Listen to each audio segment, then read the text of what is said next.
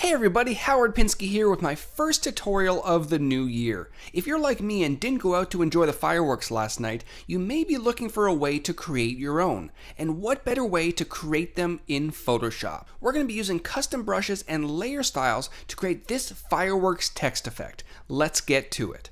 As I didn't end up going out last night, I grabbed this image from Shutterstock.com. But if you're not as antisocial as I am and you did go out last night, feel free to use an image of your own for this tutorial. We first want to set up our text, which is going to end up as the path that our brush will use. For a design like this, a very thin, hand-drawn font will work nicely. I found this second lyrics font over at dafont.com. And as this image is fairly large, I'm going to be using a font size of around 175 points. You may have to resort to a larger or smaller font depending on the size of your image. I'm also going to be increasing the tracking for this font just a touch. If I open up my character panel, which I can activate under the window menu, I can increase the spacing between the characters by increasing the tracking value. 100 should do the trick. Now that our text is typed out, we need to create a work path from this type layer. This will allow us to paint along a path once our brushes are set up. In your Layers panel, right-click on the type layer and choose the Create Work Path option towards the top.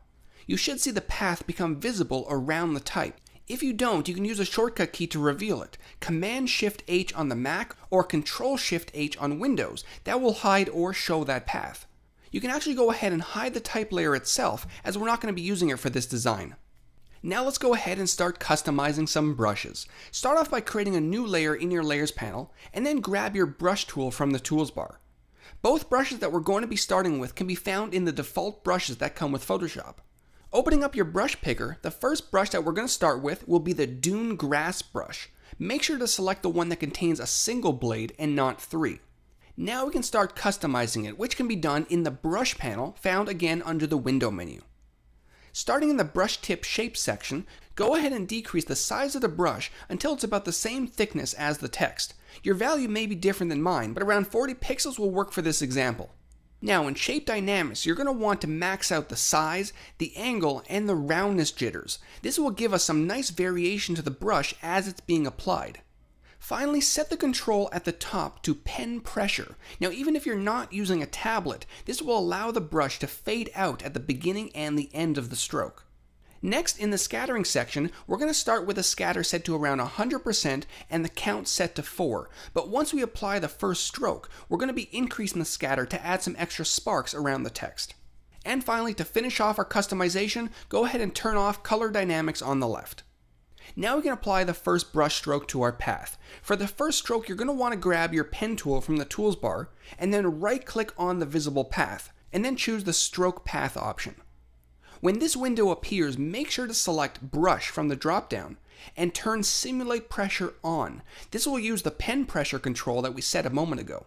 When you press OK, the first brush stroke will be made. Now once the first stroke has been made, you don't need to follow these steps all over again. All you have to do now is jump back into your brush tool, shortcut key B, and then press the Return or Enter key on your keyboard. That will repeat the stroke path command with the settings that you just set. Now to add a few more sparks to the text, I'm going to increase the scatter value to around 300%, and one more time, press Return or Enter on the keyboard. Perfect. To finish off this layer, let's go ahead and add a simple outer glow layer style. For this layer, I'm going to set the blend mode to linear dodge with a 50% opacity and a light red color, FF6D6D. Of course, you can use whichever color you like for your fireworks. Now down below, I'm going to crank up the size to 250 pixels and decrease the range to around 30%. This glow will act as the glow that goes behind the fireworks. Our next layer will be much stronger. So now that this layer is complete, go ahead and create another new layer and open up your brush picker once again. This time you're looking for the 70 pixel star brush, which conveniently is right beside our grass brush. Now in terms of customization, in the brush tip shape section, increase the spacing of this brush to around 50% so they're not all clumped up together. Now in Shape Dynamics, the settings that we last used should automatically appear once you activate it. But if they didn't, max out the jitter values and make sure that the control is set to pen pressure. Finally, turn on scattering, but leave the settings as they are for the moment, 100% for the scatter and 4 for the count. And just like before, we need to stroke the path. Because we've already set the stroke options, we can simply press return or enter to apply the brush. I'm going to apply it about 3 or 4 times and then increase the scattering a touch to add some additional sparkles around the text. At this point, you may not be able to see much of the new brush that we just applied. Let's go ahead and add an outer glow to this layer to make it more visible. The blend mode for this layer is also going to be linear dodge, but the opacity is going to be kept at 75%, and the color is going to be slightly more orange than the last one. FF6C00. The glow on this layer is going to be much tighter than the last one, so the size is only going to be increased to around 20 pixels. And that should leave you with a glowing, sparkling fireworks text effect. I hope you all had a fantastic New Year's, and as always, make sure to like this video, comment on it, and check out my other tutorials at iceflowstudios.com. Take care.